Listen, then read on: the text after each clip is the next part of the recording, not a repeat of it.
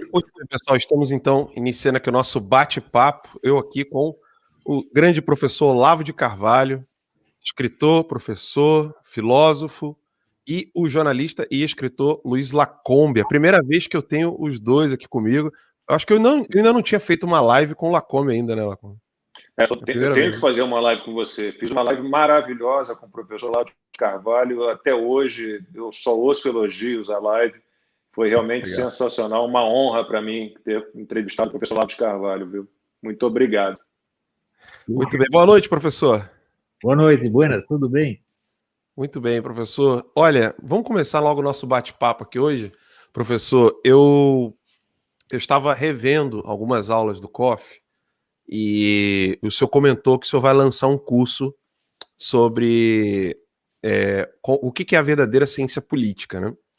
E revendo algumas aulas do COF, parecia que o senhor estava ditando o que ia acontecer no futuro, né? Não era nem prevendo, era quase ditando, tamanha precisão das análises, né, que o senhor fez, inclusive dos processos, das etapas, e tudo isso não se faz apenas com um estudo de filosofia antiga. Você pega ali filosofia clássica, lê, a gente percebe que tem muita gente que estuda Aristóteles, estuda Platão, até Tomás de Aquino, e não consegue ter essa percepção que o senhor tem. E alguns analistas que acabam negando, inclusive, a filosofia clássica, eles também perdem por completo até a lógica, até o raciocínio lógico basilar dos mais simplórios de todos.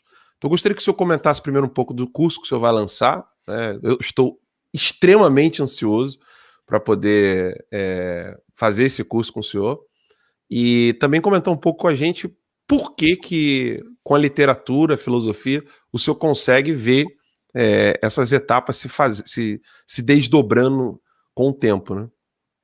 Então, olha, eu dei vários cursos de ciência política, filosofia política, comecei lá no Paraná, né?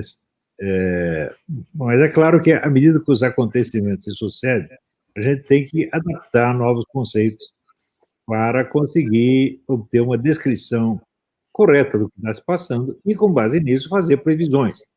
Uma das finalidades óbvias de qualquer ciência é fazer previsões. Se você levar, então, aquele negócio do Augusto Comte a sério, quer dizer, saber para prever, prever para poder, sem esquecer que o Augusto Comte é praticamente o fundador da ciência social moderna, né? Então você vai ter que admitir que no Brasil não existe ciência política. Não existe nenhum. Todo curso depois é tudo vigarista. Não ensino nada, ele não sabe fazer previsão. Se você pega, por exemplo, o pessoal que faz previsões na mídia, esses professores, jornalistas que fazem previsões na mídia, veja as previsões que eles fizeram sobre o governo Bolsonaro. O governo Bolsonaro ia ser uma ditadura fascista, ia acabar com os direitos, ia botar todo mundo na cadeia. Acabou sendo o governo mais democrático e tolerante da nossa história, e ao contrário, os inimigos dele é que estão criando um sistema ditatorial. Todo mundo está sabendo disso, todo mundo está vendo isso. Cadê a ciência social que não consegue prever uma coisa dessa? Eu previ, para mim estava tudo muito claro. Aliás, eu estou fazendo previsão acertada, vai fazer mais de 20 anos. Então, isso aí, como diria o Lula, não é para me gambar, mas eu sou um cientista político e esse pessoal não. Pega esse tipo, Paulo Roberto de Almeida, Ruim Falso, é só besteira que sai disso aí, não aguento mais isso, não aguento mais. Então, eu quero dar um curso para fechar o esquema. Mas, olha, ciência política é isso aqui, os métodos são esses, conceitos fundamentais são esses, aprendam a usar, gente. Em primeiro lugar, primeira coisa, as pessoas têm que aprender a distinguir o concreto do abstrato, né? Porque, frequentemente, as pessoas pegam termos abstratos e imaginam que são coisas reais concretas. Ou então, quando vai fazer uma análise, pega uma situação concreta e toma como se ela fosse a regra universal. Por exemplo, o pessoal liberal que acredita assim, tudo que é Estado é opressão, e o que é liberdade de mercado é liberdade de democracia. Agora, nós estamos vendo que é o contrário, bicho. Quer dizer, a liberdade de mercado desse pessoal do Silicon Valley é hoje, quer dizer, a mola mestra da opressão mundial. E quem pode agir contra isso? O Estado. O Putin demonstrou aí. O único sujeito que conseguiu fazer algo para deter a sanha dominadora e liberticida desses desgraçados foi o Putin. Até eu comentei, falei, Deus tem um senso de humor infinito. Não é isso? Porque pegou logo o cara que era o homem da KGB e falou, vamos usar ele como instrumento da liberdade. Deus pode fazer qualquer coisa e trocar. Você está acostumado que as coisas vão acontecer de um jeito, elas acontecem de outro jeito. A ciência tem que estar ter sempre a flexibilidade de lidar com essas situações e desenvolver, no mais possível, o senso dialético, o senso das oposições, das contradições, das dificuldades. Não pode ficar num negócio dogmático. Agora, quando a ciência política se confunde com a propaganda política, ela se fecha no dogmatismo. Então, se você é estatista, né, você acredita que só o Estado faz o bem, né? Ou você acha que se o Estado não está na sua mão, ele então é o Estado malvado. Então, o Estado da mão do Bolsonaro tinha que ser um Estado fascista, dominador, etc. Vindo tudo errado, meu Deus do céu. Né? Então, eu estou querendo consertar isso aí, porque a situação está ficando muito complexa e é urgente que as pessoas entendam. Mas, como dizia o Jorge Bernanos, nosso problema não é tanto de morrer, é o problema de morrer como idiotas, está entendendo? Professor, o senhor falou da questão dialética, antes de eu jogar a bola aqui para o Lacombe, numa das aulas que eu estava revendo do COF, o senhor fala que é impossível haver dialética sem um discurso retórico, sem mais de um discurso retórico. Então, quando você cancela uma rede social, um perfil de uma rede social, quando você silencia as vozes que são dissonantes com aqueles que têm o poder hoje das redes sociais, né, o poder da Big Tech, você está impedindo a dialética, né, porque você está querendo que apenas um único discurso seja transmitido à população. E aí você acaba criando aí a ditadura do discurso único. Né? Você acaba impondo que as pessoas pensem de uma única maneira. E a população fica assustada com esse discurso único. Hoje eu recebi aqui a notícia, né? O filme da Xuxa com o menininho deitado na cama lá, que era um filme que a Xuxa havia ganhado na justiça, para que se não divulgasse mais esse filme, será transmitido no Canal Brasil da Globo, para a TV fechada. E na mesma semana, onde aquela infame defensora de aborto lá, a Duprá, ela disse que o Bolsonaro está perseguindo os pedófilos. Não foi a... Foi a Débora Diniz, né? A Débora Diniz. Então foi a Débora Diniz. Débora mental, obrigado pela correção. E aí, então a Diniz agora está dizendo que não pode perseguir pedófilos. Você não é contra a pedofilia, você é a favor. Então ela está fazendo propaganda da pedofilia. Isso aí é apologia do crime. Não tem como escapar. Mas hoje em dia... Isso pode nas redes sociais. Não consegue nem lidar com lógica elementar. As pessoas adotam, vamos dizer, posições totalmente emocionais, baseadas em imaginação, em sonho, né? em delírio, às vezes em delírio, né? E não percebem o que elas estão fazendo com a mente humana, estão desgraçando tudo, tornando todo mundo incapaz. Por exemplo, hoje em dia, você já percebeu assim, que você, da religião, do sentimento religioso, você pode falar o que você quiser, pode xingar, pode amaldiçoar, pode caluniar, mas você falou algo contra algum desejo sexual, você é um monstro. O desejo sexual se tornou sacrossanto, inatacável. Então, você veja, pessoas santas que passaram a vida se dedicando, fazendo sacrifício pelo bem do próximo, não vale nada. Mas o primeiro sujeito que está dizendo que comeu ou deu, né, você não pode falar mal dele jamais, porque é um santo. Isso aí é estupidificação total, é a perda total do senso de realidade, meu Deus do céu. Mesmo porque, ora, todo sujeito que transa, né, seja homossexual ou heterossexual, ele só transa em proveito próprio, né? Ninguém jamais transou pelo bem da humanidade. Eu estou errado? Então, aqui o sujeito, toda transada é egoísta, pô. É o direito de egoísmo que o sujeito tem. Mas eu tenho certeza, eu fiz um monte de filho, quer dizer, transei um bocado. Duvido que alguém tenha tirado vantagem disso aí. Eu não fui perguntar para o meu vizinho, pô, você gostou da transada que eu dei ontem? Né? Não tem sentido. Para o bem da humanidade, né? Luiz Lacombe. Lacombe, você é um jornalista que passou por grandes órgãos de mídia, tem uma experiência literária extremamente acima da média do jornalista que temos hoje. Te assusta ver o jornalismo hoje dessa maneira, abandonando a lógica elementar, abandonando aqueles valores indiscutíveis, né? Valores que não são objeto de discussão dentro da sociedade, né? Como, por exemplo, violar a vida de uma criancinha no ventre da mãe, ou violar uma criancinha fora do ventre da mãe, como a gente está vendo agora que o Bolsonaro está perseguindo pedófilos. Você esperava ver o jornalismo chegar nesse ponto, Lacombe? Não, nunca. O jornalismo censurando a verdade, né? Censurando os fatos.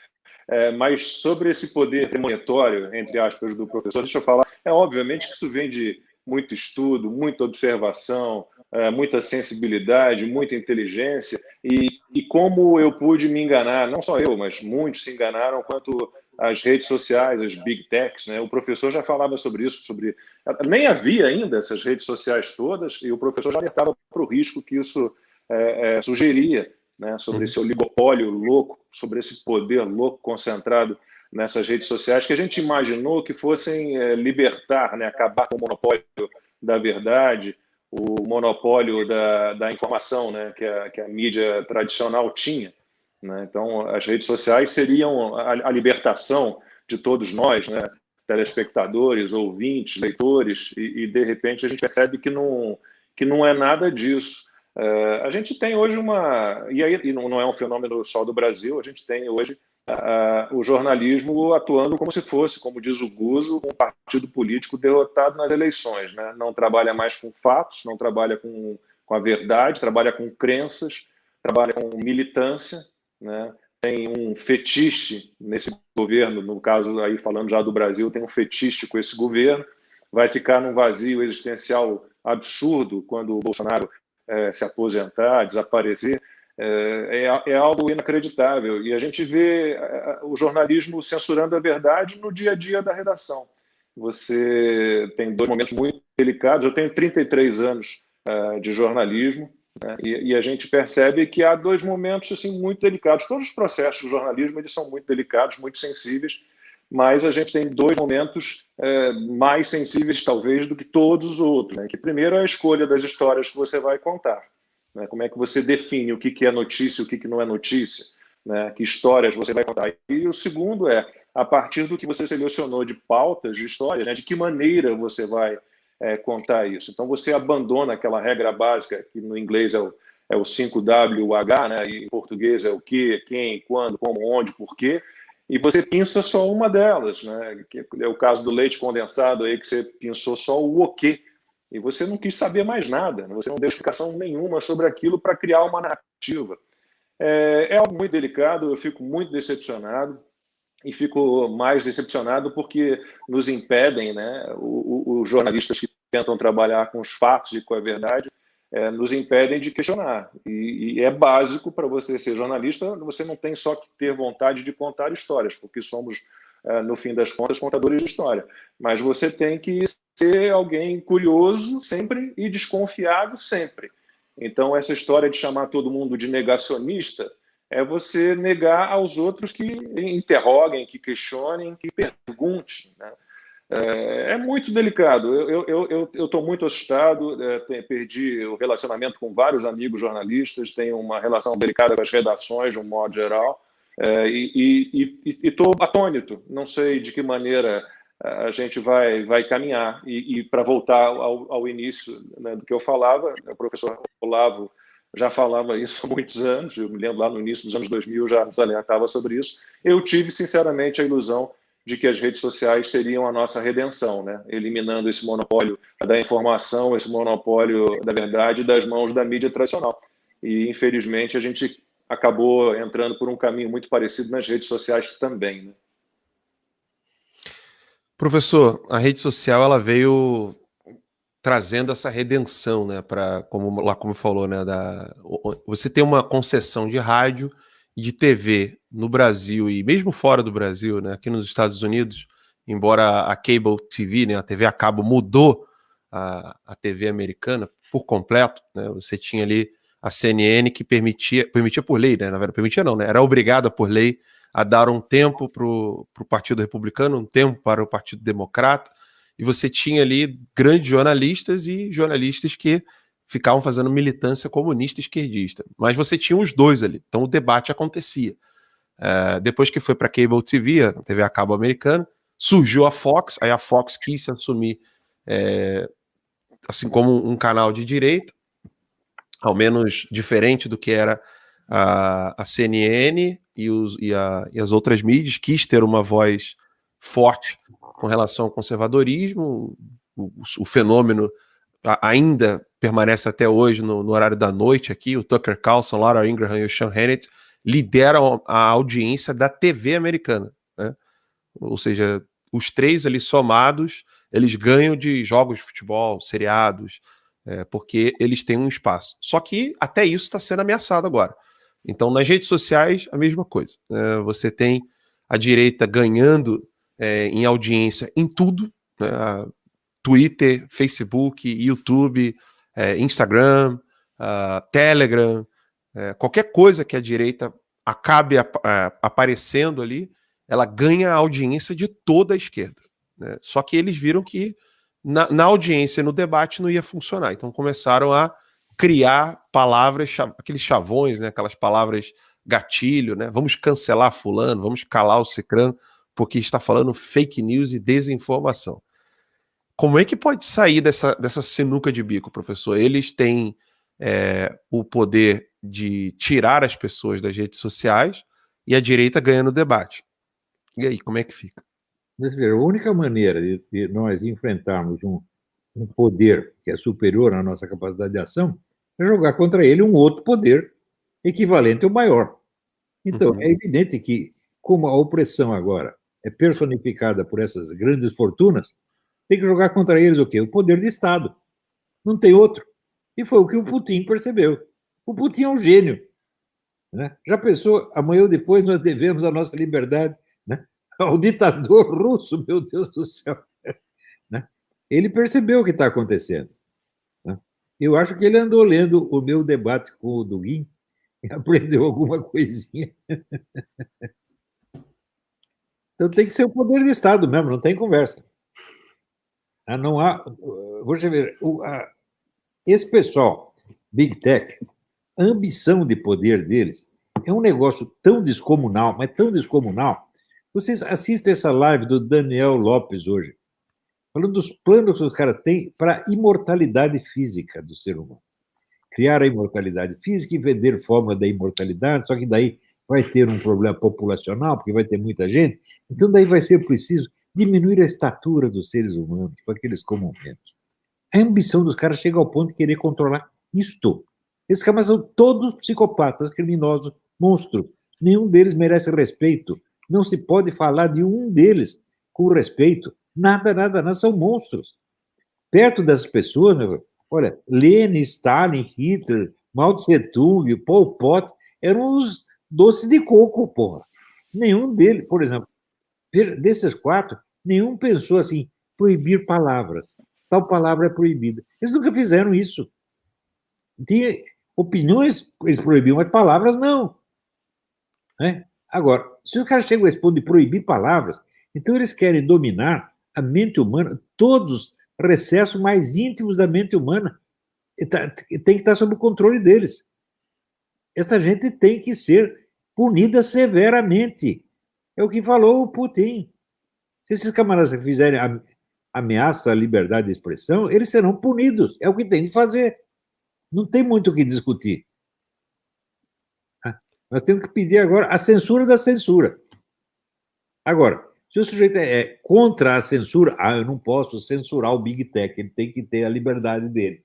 Então, a liberdade dele vai oprimir você. Isso a pessoa não percebe que conceitos como liberdade são ambíguos.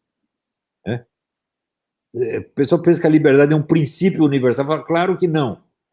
A liberdade é uma situação que às vezes existe e às vezes não existe. Ela não é um princípio. O princípio é uma coisa cuja aplicação pode seguir indefinidamente sem jamais chegar à contradição. A liberdade, vamos dizer, o próprio pessoal diz, a liberdade de um termina e começa do outro. Isso prova que não é um princípio. Isso prova que é apenas um ajustamento, como é que se diz, empírico, mais ou menos acidental. Então, vamos dizer, não podemos nos apegar à liberdade, vamos dizer, dessa maneira que ela se distribui igualmente por todo mundo em todas as situações. Não, não, não, não, não. A liberdade, de fato, não é um princípio. A liberdade é o resultado da aplicação de certos princípios. E um desses princípios é o princípio da dialética, de que toda força social é ambígua. Né? Não tem nenhuma santa e nenhuma demoníaca. Pode ser santa às vezes, demoníaca às vezes, depende da situação. Então, nós temos que julgar pelo efeito real que as coisas estão tendo, e não pelo conceito abstrato, meu Deus do céu. Né? A liberdade do seu Bill Gates está custando a opressão de quantas pessoas? Depois, a liberdade de mercado é sacrossanta. Em certa situação quer dizer, contra uma opressão estatal, você joga a liberdade de mercado, mas contra a tirania criada pela liberdade de mercado, você tem que jogar o quê? O poder do Estado. Você tem que jogar... Veja, tem que apostar sempre em pelo menos 2 cavalos para obter o resultado que você quer. A sociedade é uma coisa complexa e a vida humana é feita de contradições, meu Deus do céu. Eu estudo um pouquinho, desde o tempo do Aristóteles, eu já percebi isso aí. Que, vamos dizer, na ciência política não existe essa certeza linear, como você tem em matemática. Né? Tudo é feito de contradições. Como é que Aristóteles diz? Como é que você começa estudando um problema qualquer? Você começa por fazer o repertório das opiniões que se contradizem. Começa buscando a contradição, não a solução direta. Daí você acaba entendendo como as coisas funcionam. Então, olha, eu fiquei muito contente com essa história do Putin, viu? Porque está todo mundo discutindo a coisa só no termo da liberdade abstrata. De repente ele diz, está aqui. Vamos dizer, a opressão estatal vai garantir sua liberdade. A vida é assim, meu filho. Essa maneira de pensar doutrinária que o senhor sempre condenou no seu curso online de filosofia, e quem é aluno do senhor sabe disso, né? Não existe análise que se faça na vida humana, né, que é tão vívida e tão complexa e, como o senhor disse, né, paradoxal, né? É impossível você ter um olhar doutrinário, né, um olhar cheio de doutrina, com regrinhas. E numa dessas aulas do COF que eu estava revendo, o senhor falava, né, que não tem como você ficar identificando uma pessoa ou um grupo por aquilo que ele se autodeclara. Né? Ou seja, vidas negras importam. Então é um grupo que cuida de vidas negras. Né? Ou se o cara ele é católico, então ele comporta-se como um católico. Qualquer pessoa consegue ver que isso é uma contradição. Diga. Esse assunto de negro na Idade Moderna é uma das coisas mais estupidificantes que existe. Por quê? Os negros africanos praticaram a escravidão durante 5 milênios. Ninguém reclamou. Né? Daí chegou lá o português, o francês, comprou meia dúzia de escravos lá não escravizou ninguém. O branco o europeu não foi lá invadir o país nenhum para escravizar. Comprou quem já era escravo. E era escravo de quem? Dos negros. Né? E eles ficam se fazendo de vítimas, falando, não, a escravidão é de fato horrível, mas vocês, antes de vocês serem vítimas dela, vocês foram autores dela. Vocês são criminosos, todos vocês. Vocês criaram e espalharam a escravidão pelo mundo inteiro. Você tinha impérios inteiros, não pensa que a África sempre foi como agora, havia impérios imensos que viviam inteiramente da escravidão, escravizando os outros. E daí sobrou alguns, eles venderam para o português. Vendeu só o que sobrou. Então, uma história... Olha, pensa assim, quantas pessoas você conhece que leram uma história da África? Praticamente ninguém, né? Eu li. Não uma, li várias. E entendi que a escravidão ali era um negócio endêmico, vastíssimo, durante milênios. Né? Depois, quando entraram os islâmicos, esses também foram grandes escravizadores, muito maior do que o europeu. E hoje eles são aliados dos negros para condenar a civilização ocidental. Olha quanta hipocrisia, quanta mentira, quanta safadeza. Então é o seguinte, eu acho que a escravidão é um mal horroroso, horroroso. Porém, não é todo mundo que sofreu por ela que tem direito a isso ou aquilo. Não, não é. Precisa ver se antes de você virar escravo, você não foi escravagista. Né? Por exemplo, se você pega, sei lá, pega lá um nazista, chefe do campo de concentração, põe o cara na prisão, e na prisão ele apanha, eu vou ficar com dó dele? Claro que não. O sofrimento que você criou é menor do que o sofrimento que você está levando agora. Então, o sofrimento que você criou é maior do que você está levando agora. Então, a escravidão que os africanos impuseram a outros africanos foi um mal muito maior do que a escravidão atlântica, por assim dizer. E eles são responsáveis por isso. Então, em vez de tratá-los sempre como vítimas, falam assim, não são só vítimas. Vocês viraram vítima a partir de uma certa época, mas antes vocês eram os autores do crime. E tem que pagar por ele antes de ficar cobrando dos outros. Olha, eu nunca escravizei ninguém, nunca fui senhor de escravo, tá certo? E se me oferecesse um escravo, eu mandava enfiar no cu, né? Não quero saber dessa coisa, né? Qualquer poder que você tenha sobre um ser humano estraga você, torna você imbecil. O poder imbeciliza. Não é que o poder corrompe, ele corrompe sim, mas antes disso ele imbeciliza. Olha, você conhece algum milionário inteligente? Eu não conheço. O pessoal fala do Jorge Souza, garanto você, o Jorge Souza é um imbecil. Eu conversei com ele. Né? A impressão que eu tive, falei, esse cara é um charlatão, que ele engana ele mesmo. Vou contar para vocês a história. Eu perguntei para ele do Foro de São Paulo. E imediatamente eu percebi, ele não sabia o que era o Foro de São Paulo. E começou a fingir que sabia. Falei, isso é coisa de um homem de 70 anos fazer? Isso é coisa para menino de 12 anos, porra. Então, o segredo dele é assim, ele tem um monte de assessores de inteligência, o pessoal pensa que o inteligente é ele. Não é, não. Né? Esse Bill Gates, você escuta o Bill Gates falar, esse cara é QI 12, meu Deus do céu. Ele deu uma sorte na vida, fez lá um negócio da universidade, começou a ganhar dinheiro, e o pessoal chama de gênio. Olha, o maior gênio que teve na América, que foi o Nikola Tesla, morreu na merda total, num hotelzinho de quinta categoria. Isso acontece. O mundo está cheio de gênio perrapado e de idiota bilionário, ou não está? Agora, ainda todo bilionário é gênio, pô. Assim não dá. Alan, você me permite só falar um pouquinho sobre esse último comentário do professor? Que eu sou neto de judeu, né? Meu avô, ele veio da Alemanha em 1934, né? Fugindo já do nazismo. E eu tenho assim, um sentimento pelos judeus. Eu não sou judeu, eu sou católico. Meu avô casou-se com uma católica, eu fui educado na religião católica. Mas o professor falou aí dos negros que escravizaram outros negros, dos negros que se juntaram aos europeus para escravizar os negros, né? Para as Américas, principalmente. Né? E os negros do norte da África ali, que escravizaram os hebreus também por tantos e tantos e tantos e tantos anos. Então, toda vez que alguém vem com esse papo de ressentimento racial, esse desejo de vingança, eu sempre pergunto por esse livro de contabilidade que registra ali a culpa de cada um, porque não tem como, você vai ficar calculando a culpa, né, atávica lá de sei lá quando, de quantas gerações antes de você, não tem nada com isso. E não me vitimizo, como neto de judeu, não me vitimizo nada. Né? Aliás, o povo judeu é um povo que não se vitimiza, é um povo muito valente, que corre atrás, que vence por mérito, né? Por seus esforços, seus talentos. Então, esse livrinho de contabilidade, querendo, sabe, você tem que pagar por isso, você tem que... Isso desculpa, eu vou usar uma expressão que eu não costumo usar, mas isso é um saco. É vigarice. Vai estar querendo tomar nosso dinheiro, é isso que eles querem, pô. Né? Você vê, os negros americanos, eles soma todos eles são a 18ª economia do mundo. Né? Você tem dezenas de países que têm menos dinheiro do que eles. E quanto mais eles progridem na vida, quanto mais eles levam vantagem na sociedade americana, mais revoltados eles ficam. Por quê? Quanto mais dinheiro você tem, o sujeito começa a querer poder político. E depois o poder político não basta, tem que ter o poder que esses caras do Silicon Valley querem. Eles querem ter o poder sobre a biologia. Entendeu? Poder sobre a natureza. São todos loucos.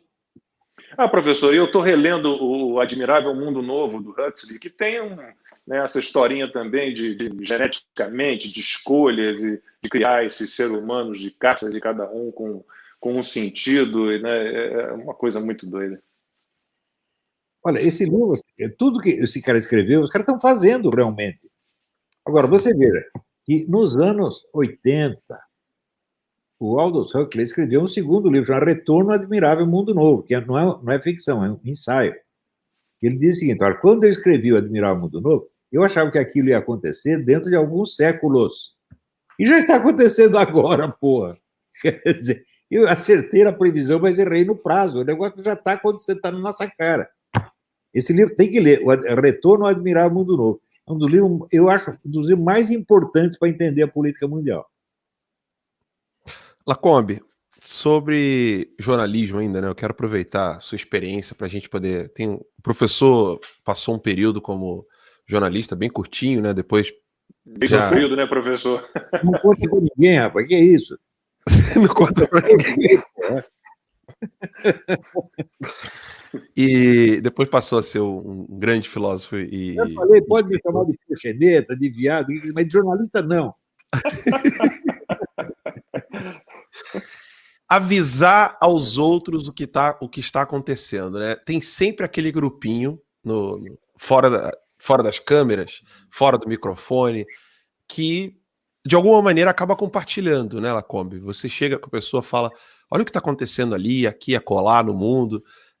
Por exemplo, a China hoje, com campos de concentração para cristãos, até para muçulmanos, e tribos, né, chinesas que estão sendo usadas como escravos, e o Pompeu, enquanto estava como secretário de Estado aqui nos Estados Unidos, estava tentando alertar isso para o mundo, e alguns jornalistas acabam, né, eu sei que por exemplo, eu tenho um jornalista na CNN, não posso dizer o nome dele porque eu não quero arruinar a carreira dele por ele ser amigo do Alan dos Santos, né? Porque se eu fizer isso amanhã, né, o Lacombe sabe como é que é isso, né?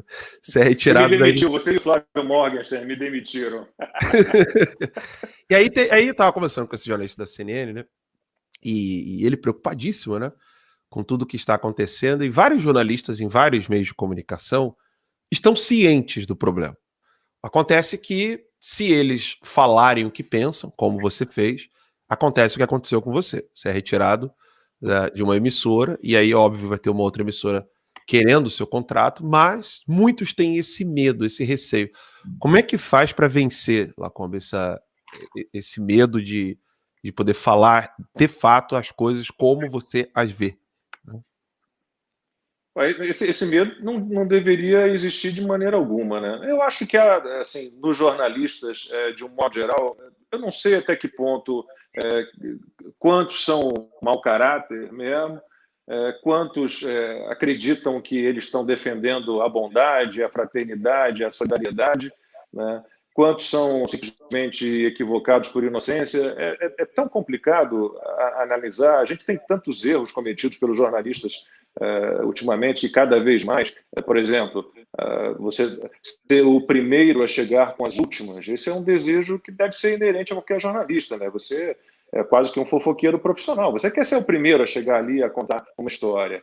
Mas aí a pressa nisso, né, acaba atrapalhando o seu trabalho, a depuração dos fatos, o entendimento de uma história, né? Você tem aqueles que não aceitam, simplesmente não aceitam. A gente tem que olhar aí o que a gente teve no governo brasileiro, sempre foram, bom, desde a reabertura, né, partidos de esquerda, de centro-esquerda, e de repente eles se veem governados por um presidente mais à direita, com uma proposta liberal na economia, conservadora, e eles não aceitam isso. Há uma criancice. Eu tenho certa dificuldade de entender, porque eu acho que há várias vertentes, há vários tipos de jornalistas.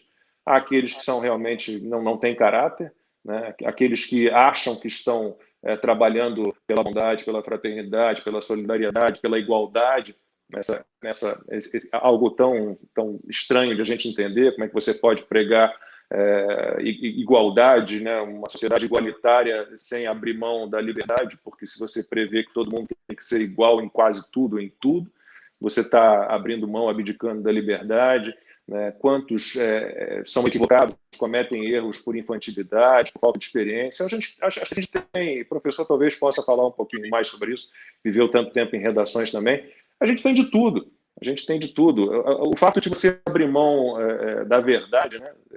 Você tentar sempre uma narrativa, e a gente pode fazer um esforço rápido de memória aqui, e você vai encontrar exemplos incontáveis aí de narrativas, leite condensado, porteiro do condomínio do Bolsonaro, quando descobriram que a família Bolsonaro, por exemplo, sacou 3 milhões de reais durante 26 anos, 4 pessoas, você vai calcular, e dá 2 mil reais por mês de saque.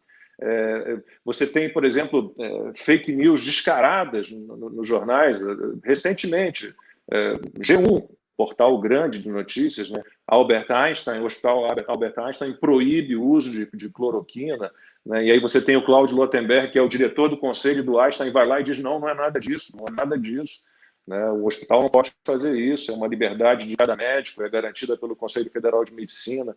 Então, há aqueles que não têm caráter, aqueles que erram por inexperiência, falta de vivência, há aqueles que são ignorantes no sentido de que não percebem que o que eles defendem é completamente equivocado. Né? Não deu certo em lugar nenhum, nem dará nunca.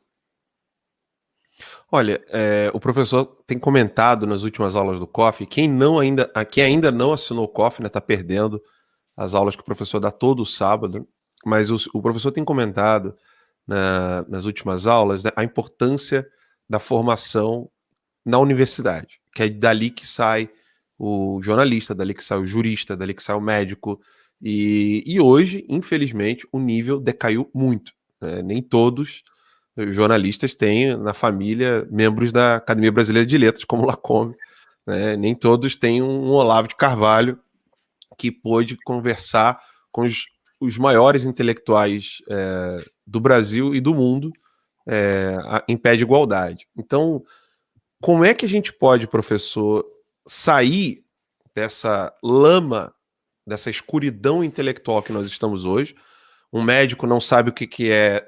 Um médico não sabe debater o que é saúde. Um jurista não sabe debater o que é lei, o que é justiça, o que é bem comum. Um filósofo não sabe o que é debater o que é a verdade. Só que o diploma, né, o pedacinho de papel, está ali legitimando essas pessoas dentro da sociedade, impostos, onde elas podem decidir a vida de dezenas de milhares de pessoas no mundo, né? Não só no seu país, mas no mundo.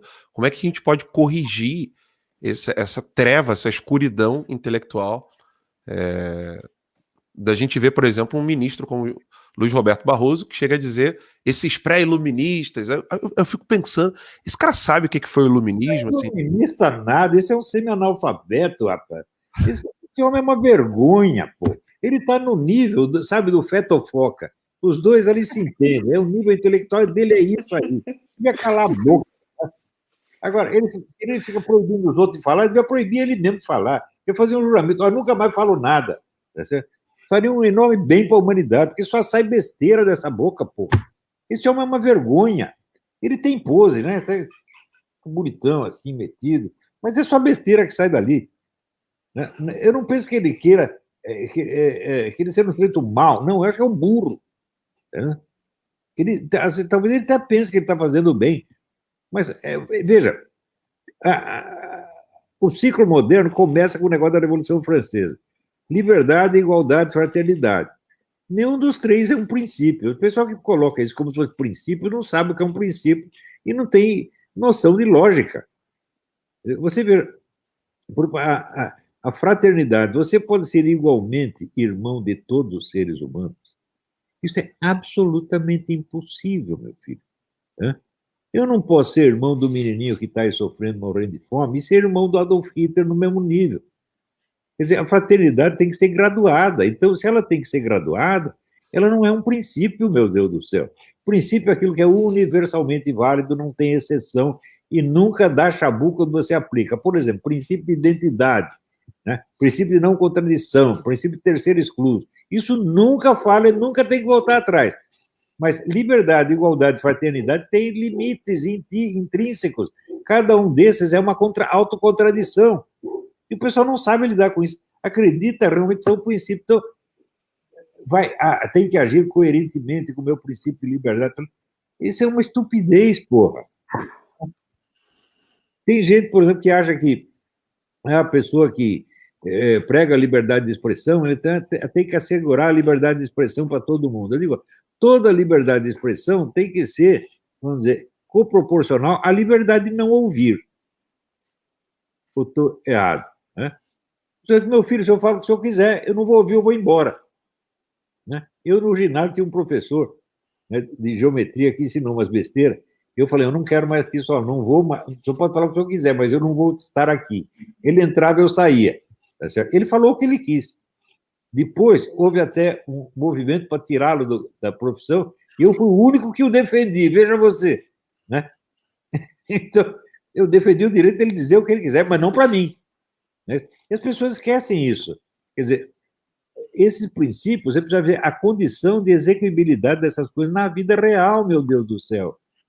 E essa, vamos dizer, a transformação de uma ideia, sim, ideia abstrata, numa realidade concreta, histórica, temporal, implica milhares de contradições.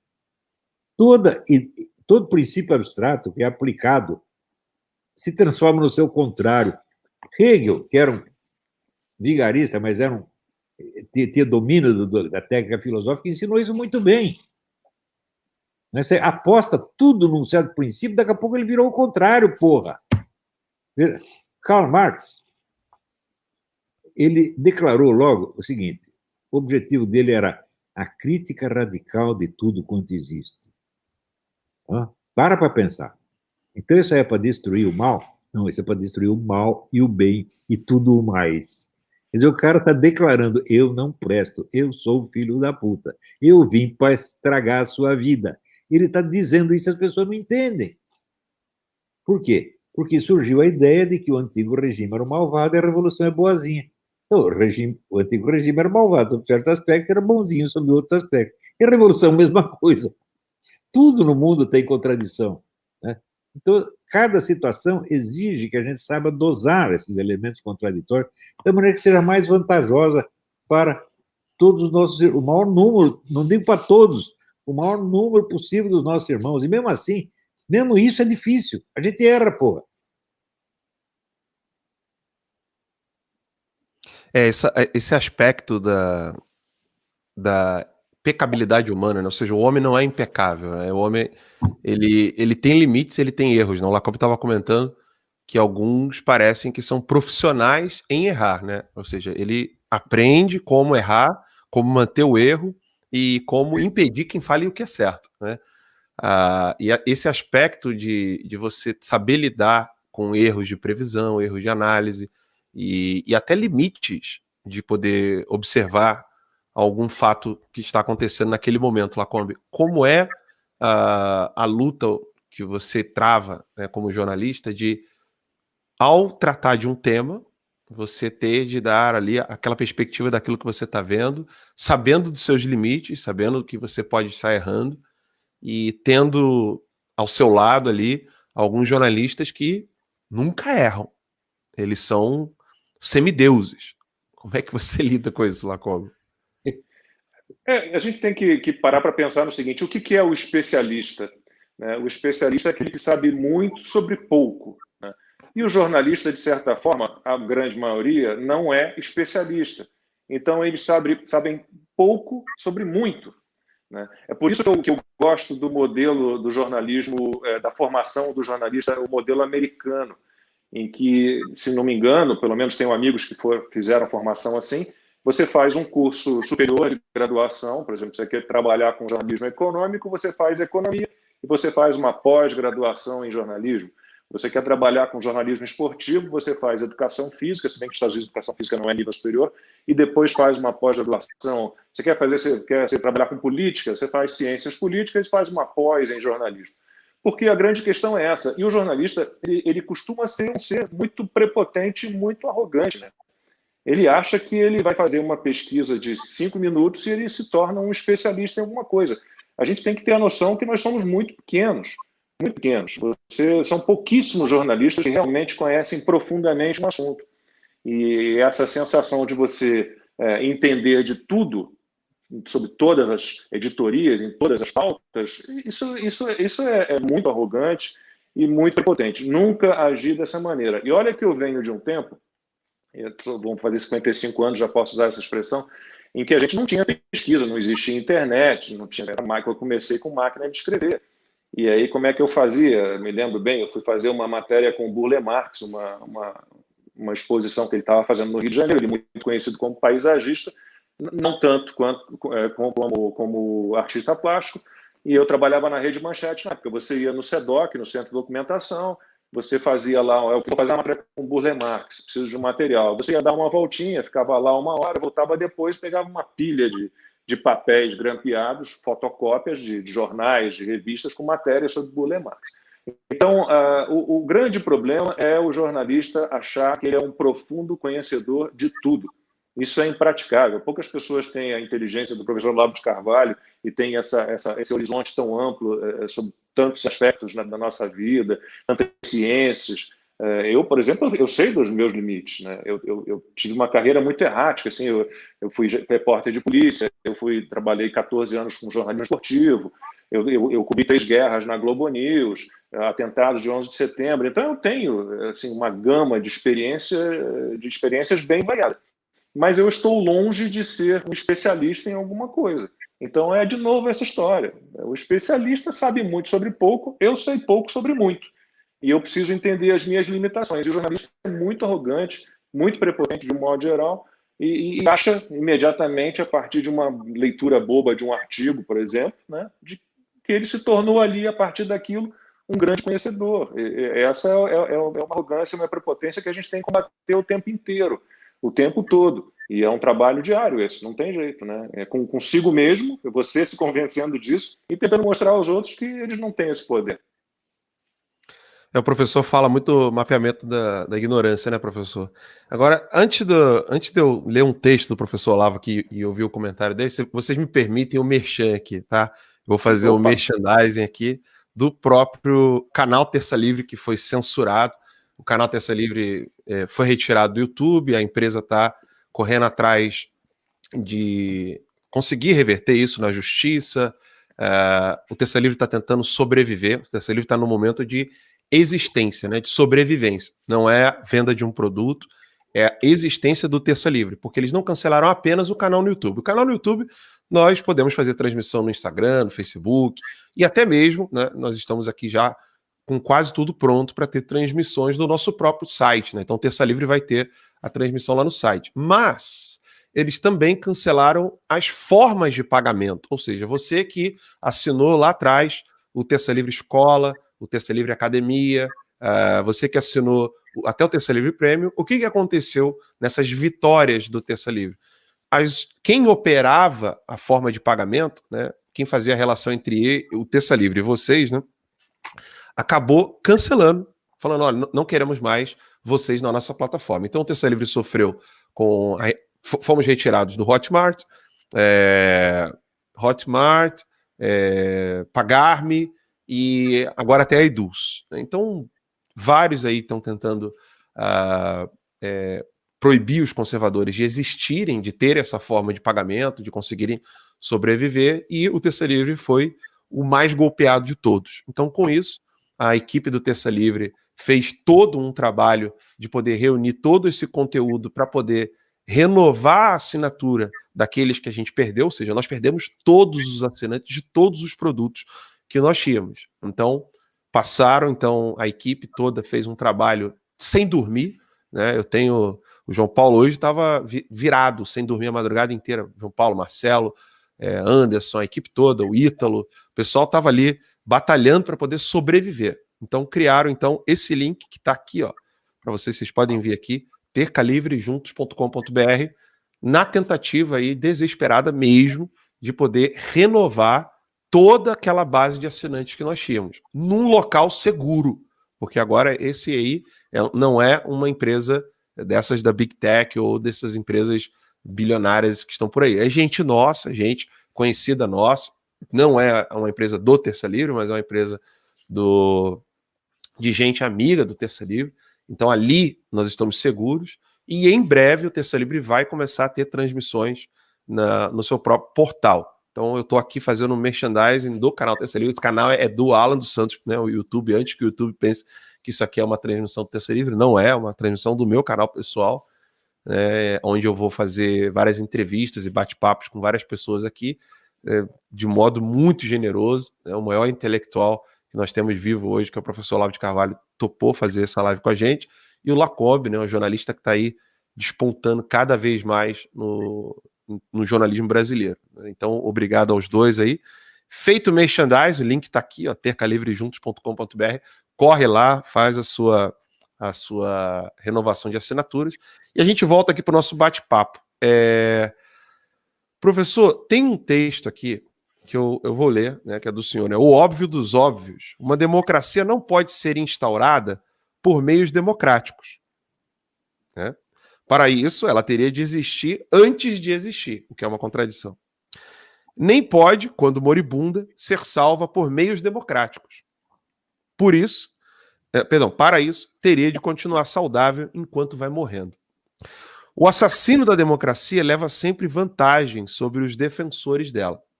Ele vai suprimindo os meios de ação democráticos e, quando alguém tenta salvar a democracia por outros meios, os únicos possíveis, ele o acusa de antidemocrático. É assim que os mais pérfidos inimigos da democracia posam de supremos heróis da vida democrática. Senhor das letras, né? Master of Language, o professor Olavo de Carvalho descreveu aqui de uma maneira sensacional, professor. Agora, para o pessoal poder entender, né, professor, o senhor vai lançar um curso em breve para que as pessoas consigam fazer uma leitura real da ciência política. O que a gente pode esperar do curso? Esse texto aqui também eu gostaria de ouvir os seus comentários.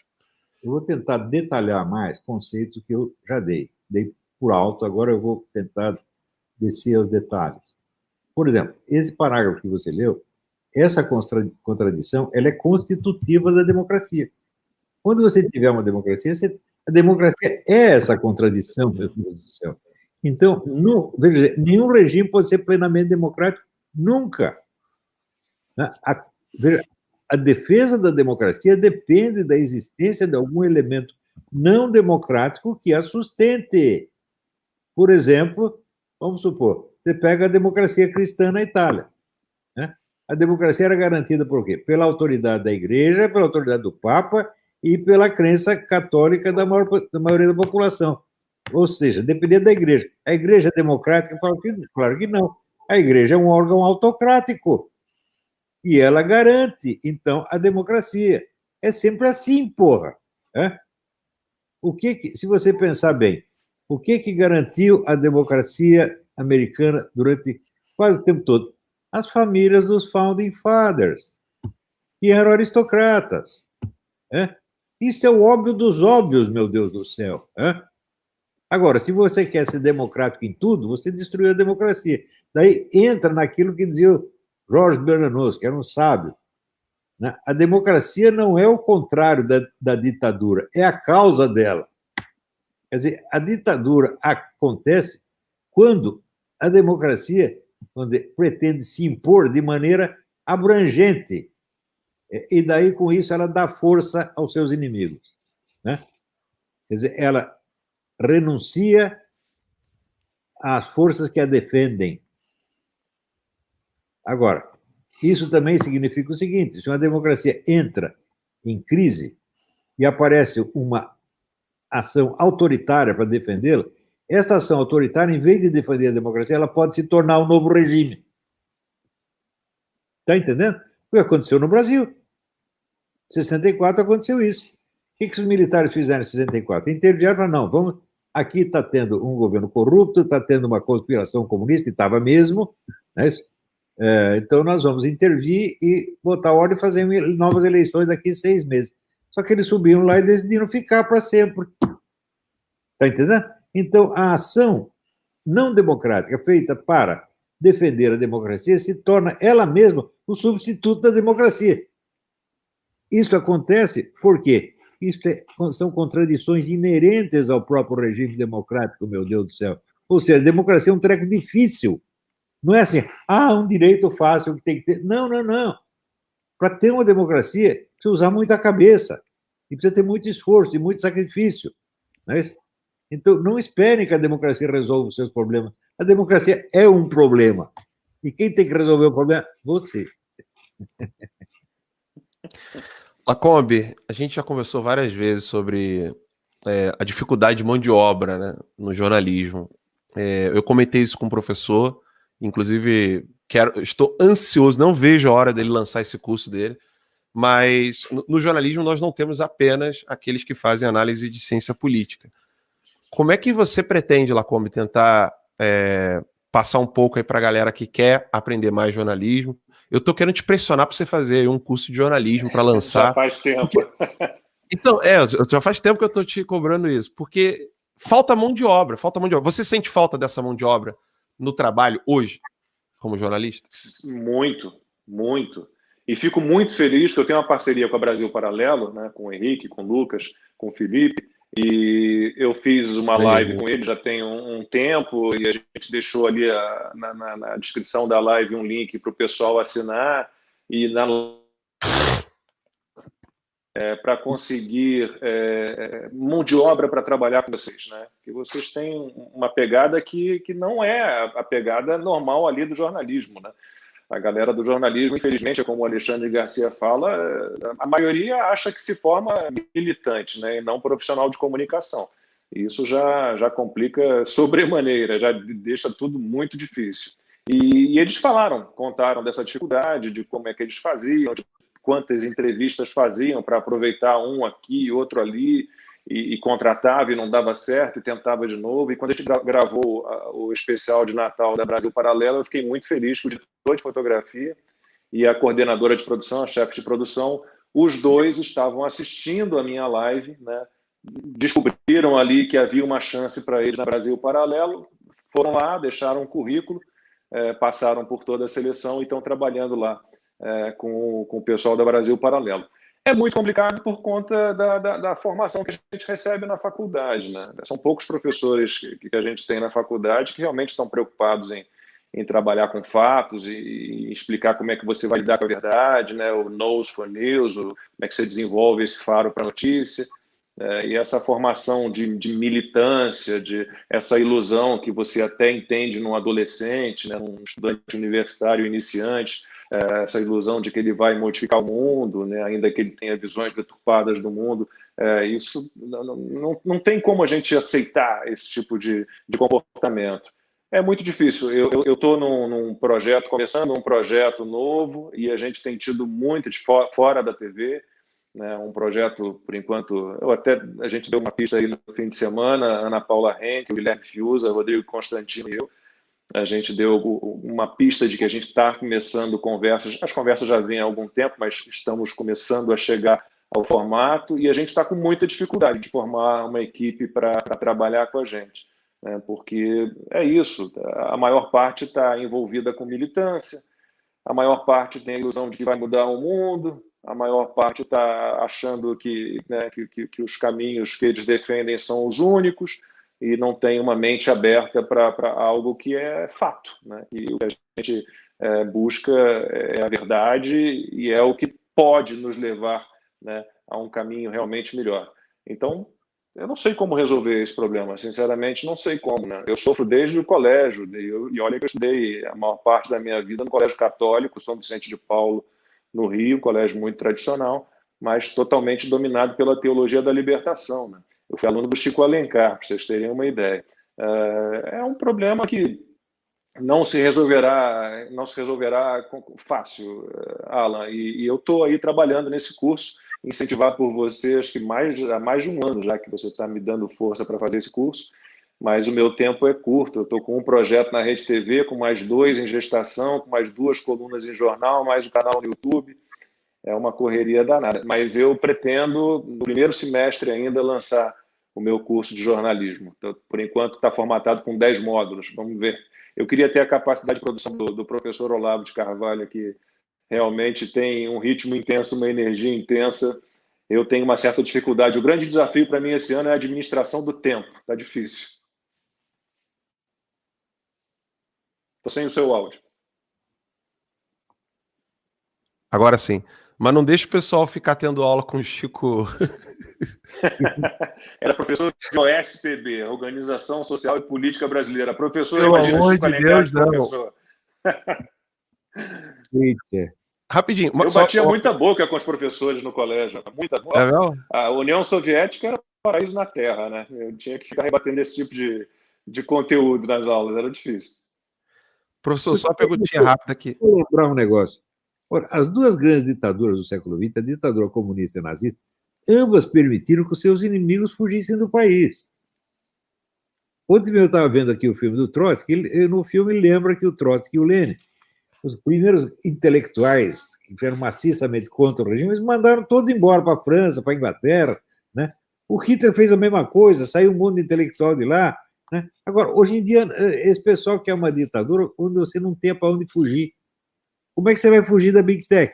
Só se for para a Rússia, por enquanto lá eles não mandam. É o último lugar onde eles não mandam, né? No resto, eles mandam em tudo. E proíbe uma palavra, essa palavra está proibida universalmente. Para pensar. Ou seja, eles acabaram com o direito de asilo político. Não tem mais. Isso é uma monstruosidade, não se pode tolerar. Eu acho que assim, o pessoal trata essa turma, Bill Gates e o Zuckerberg, né?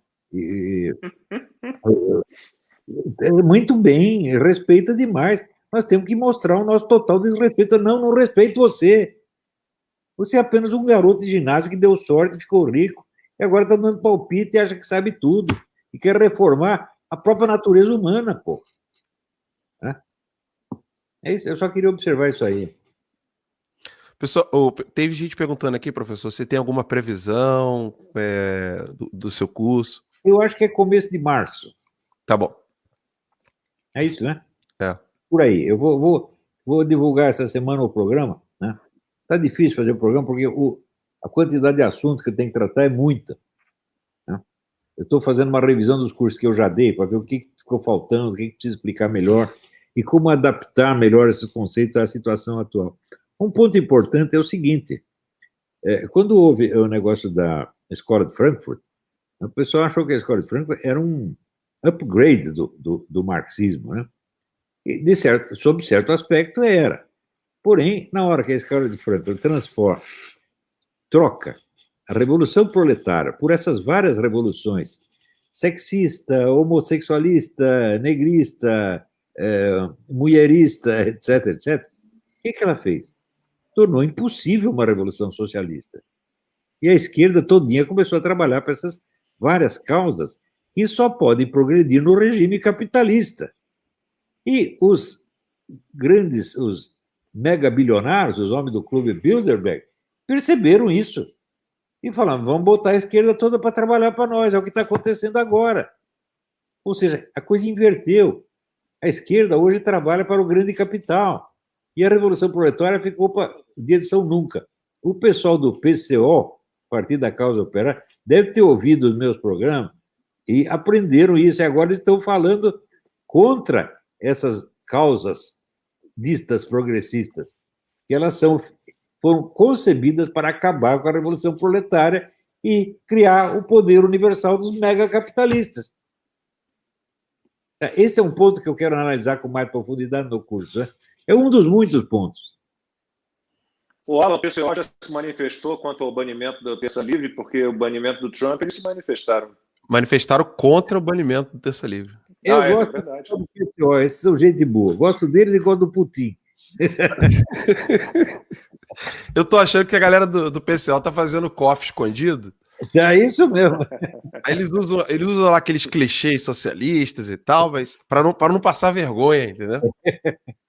Para não ficar feio, porque senão vai. Opa, isso aqui tem a caligrafia e a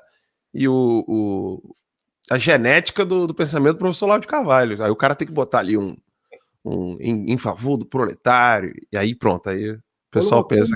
É o seguinte, o pessoal quando começou a me carimbar assim, ele é o teórico da direita, etc. É direita de merda, eu não sou teórico de jeito nenhum. O que eu penso é o seguinte, o grande filósofo alemão, germano-americano, Eugen Rosenstock Hussey, ele diz o seguinte, eu não sei como as pessoas podem ser, né, progressistas ou conservadoras. Toda pessoa normal é as duas coisas.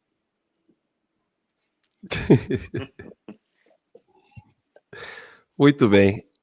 Lacombe, a hora tá avançando aqui. Só uma perguntinha, última aqui para cada um. Né?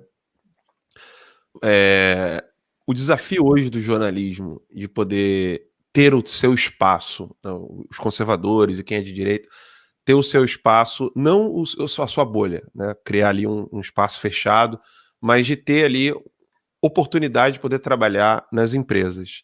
Você percebe que os donos de mídia estão mais abertos a ter a ter vozes discordantes nas empresas? Ou você acaba percebendo que os donos querem, mas o próprio staff, o próprio corpo que trabalha nas empresas hoje de mídias, é que ficam criando esse muro? Quem você acha que... Acha não, né? Quem você percebe aí, com a sua experiência, que coloca um muro para vozes discordantes hoje no jornalismo brasileiro? Os donos ou quem está trabalhando na redação ou quem acaba criando aquele grupelho dos sindicatos, etc. Quem você vê como um muro real para vozes discordantes hoje no jornalismo? Os dois. Na minha experiência na Band, você teve um movimento que começou um pouco no diretor, que se alastrou pela redação, e a redação retroalimentou ali a direção, e então houve um movimento que reuniu as duas forças, né? As forças maiores e as forças ali da redação. Na Rede TV, eu felizmente, claro, me dou bem com o Amilcar e D'Alevo também, mas eu tenho uma ligação forte com o Marcelo de Carvalho, né, que pensa muito como nós. Então, eu tenho muito apoio dele, né, do Franz Vassek, meu superintendente de jornalismo. Mas a gente tem que entender o seguinte, que, infelizmente, qualquer veículo tradicional e qualquer veículo concessionário, né, que tem uma concessão governamental, ele tem os seus limites também. A gente tem que saber lidar com isso. Não é uma situação muito confortável, eventualmente, mas eu tenho tido hoje uma liberdade que eu não tinha experimentado antes. E fico muito feliz com isso, muito feliz realmente.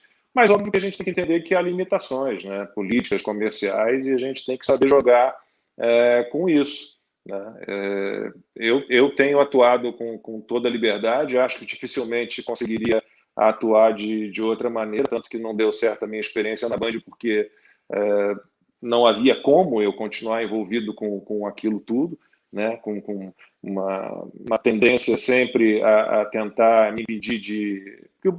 A pior censura é essa, né? Acho que a pior censura é quando te impedem de indagar, nem quando você quer dar uma opinião, mas você não consegue nem perguntar, você não consegue nem indagar. Você é calado de imediato, antes que você consiga formular uma opinião, ou formular um raciocínio, ou chegar a uma conclusão, ou apresentar os fatos mais ou menos, né, embalados de um jeito correto ali, né? Então, eu tenho hoje uma experiência que eu considero o mais perto possível assim, de uma liberdade que um profissional de jornalismo pode atingir num veículo concessionário, numa mídia tradicional. Eu tenho um programa na Rede TV com o Rodrigo Constantino e com o Silvio Navarro, com a Amanda Klein fazendo ali a voz progressista, mas você imagina que o que é para uma emissora, né, ter Rodrigo Constantino, Luiz Ernesto Lacombe, Silvio Navarro, né? Então eu tenho experimentado realmente uma liberdade que eu não tinha imaginado que teria antes. Agradeço muito a Rede TV por isso, né? Então é isso, a gente tem que saber jogar, né? A pressão vem de todos os lados. O clima na redação, eu acho que ele é mais administrável, né? A partir do momento que você consegue estar ali todo dia, né, e argumentando, contra-argumentando, apresentando fatos, então é uma lida mais trabalhosa, né? Uma lida mais trabalhosa, mas uma possibilidade maior de você, de alguma forma, não moldar essa pessoa, mas trazer a pessoa para o teu lado, no sentido de ver o teu lado, observar do jeito que você observa, e não apenas do jeito que ele observa, né? O contato com os chefões ele é um pouco mais complicado, ainda que eu tenha uma proximidade, como disse, muito grande com o Marcelo. Ele tem me permitido uma liberdade que eu diria... Hoje eu tenho o meu programa, então eu tenho pouco contato com a redação. Meus dois projetos que vêm a seguir, um deles eu terei muito contato com a redação, e eu estou me preparando psicologicamente para esse desafio. Professor, e o desafio do escritor, né? O senhor conseguiu vencer todos os seus adversários, a exemplo dos grandes escritores na história da humanidade, né? Ninguém vai saber de cor, a não ser um especialista, quem é que ficava debatendo com São Tomás de Aquino. Né? Isso já aconteceu com o senhor em vida, né? Quase ninguém sabe quem são os nomes mencionados ali no imbecil coletivo. Esse já estão acabados, já acabou. Sim. Como, professor, como que hoje esse desafio de existir, de poder abrir a boca e falar, como vencer, já que estamos num cenário distinto, onde as grandes corporações elas estão impondo ideologias e ideias já prontas, pré-concebidas, e fazendo com que, como o Lacombe comentou, né, donos e redação fiquem ali com a arma apontada na cabeça, né? Ou você vai seguir esse caminho aqui, ou eu vou quebrar e destruir a sua empresa, como fizeram com o Terça Livre. Olha, você ter uma empresa já é um risco, né? Agora, eu acho o seguinte, eu estou numa posição privilegiada porque eu não tenho empresa, eu não tenho profissão, não tenho emprego, não tenho nada. Eu sou eu mesmo. Isso aí fica difícil, quer dizer, os caras podiam pelo menos me matar, mas matar não adianta nada, porque eu já escrevi um monte de coisa, tem um monte de inédito para publicar, depois de morto eu vou atormentar mais ainda. Agora, o pessoal que tem empresa realmente fica difícil, né? Eu preciso inventar esquemas que passem ao largo disso aí, né? Se registrar em outros países, né? Pensa na Rússia, né? Na Rússia, na Hungria, na Polônia, né? Porque Hungria, Rússia e Polônia conhecem esse pessoal. Eles já sofreram, eles sabem o que é, né? A opressão. Agora, esse pessoalzinho, classe média bonitinha, não sabe nada, não. Nunca apanharam na vida, tudo, como dizer, tudo piada de prédio. Sem dúvida. Gente, o bate-papo tá maravilhoso, a vontade minha era de levar adiante, mas 1h12 já aqui de bate-papo com o professor Olavo, o Lacombe. Eu quero só dar esse recado que é importante, né? O Terça Livre não perdeu apenas os canais no YouTube, né? O canal Reserva que tinha e o canal oficial do Terça Livre com 1.180.000 seguidores. O Terça Livre perdeu algo que é muito pior do que perder um canal, que foi a assinatura. Nós perdemos toda a base de assinantes que nós já tínhamos e estamos aqui contando com vocês para que essa base renove. E você que ainda não assinou, também assine, está aqui embaixo, tercalivrejuntos.com.br. Professor Olavo, muito obrigado mais uma vez, Lacombe. Vou deixar aí a palavrinha final para vocês. Eu que agradeço, aprecio muito o trabalho de vocês, são bons amigos, gosto demais de vocês. Viu? Vão em frente, gente. O que precisar que eu puder ajudar, me avisa. Obrigado, professor. Nós chamamos muito também. Tá? Obrigado, professor, Lacombe. Sempre uma honra trocar ideia com o senhor. Muito bom a minha live com o senhor. Pessoal, vou fazer meu jabazinho aqui também. Está lá disponível no meu canal no YouTube, uma live sobre literatura com o professor que é sensacional. Foi uma ideia do meu filho mais velho, que eu li 4 livros do professor. Professor, pretendo ler todos, são mais de 20. Estou aos pouquinhos, meu mais velho já leu mais e é um grande fã do senhor. Como é que é? Agora está para sair um livro mais grosso, 650 páginas. Você sabe que eu tinha um professor de português, ele era um professor muito engraçado, e sempre que ele passava um livro para a gente no colégio, sempre tinha um gaiato que perguntava: professor, esse livro é muito grosso, professor? Aí ele sempre respondia: não, meu filho, é fácil de introduzir. Então, não, fique tranquilo, o que importa é o conteúdo, não o tamanho. Alan, você sabe que pode contar comigo, eu sou contra todo tipo de censura, de banimento, de cancelamento, para quem pensa como eu, para quem pensa de forma diferente, a gente tem que estar junto sempre. Você sabe que pode contar comigo. Parabéns pelo trabalho, siga firme aí, tá? Professor, uma honra estar com o senhor de novo. Vamos em frente, meus irmãozinhos. Obrigado, pessoal. Bem, a gente vai encerrando então aqui a nossa transmissão no meu canal aqui, Alan dos Santos. Quem ainda não está inscrito pode inscrever-se no canal, se ele sobreviver até amanhã, a gente não sabe ainda. Mas lá no Terça Livre você pode estar sempre conosco, você pode estar junto com o Terça Livre. Então, não perca essa oportunidade, tercalivrejuntos.com.br. Eu também estou no Telegram, mais presente no Telegram do que no Instagram e no Twitter. No Twitter, todo dia eu não sei se eu posso usar o Twitter, tem que olhar lá, ver se tem alguma denúncia que foi feita. Outro dia fizeram uma denúncia porque eu não podia falar de hidroxicloroquina, né? Que é o remédio que está me ajudando pra caramba, né? Eu tô saindo de uma gripe pesada e tomei hidroxicloroquina e uma série de suplementos alimentares que agora vai fazer parte da minha vida, né? Vitamina D, zinco e tal. Não sabia o quão benéfico era tudo isso. Então, estou muito mais presente no Telegram. Quem quiser me encontrar no Telegram é t.me/Alan dos Santos, tudo junto, assim como esse canal aqui, que é youtube.com/Alan dos Santos. Muito obrigado pela sua audiência, obrigado pelo seu carinho de estar aqui conosco, com esses dois gigantes aí, né? É uma alegria enorme. E a gente vai ficando por aqui. Até a próxima, galera. Obrigadão mesmo. Deus abençoe. Como eu que faço tudo sozinho aqui, vou jogar o banner e dar um tchauzinho aí para vocês. Valeu, pessoal. Fica com Deus.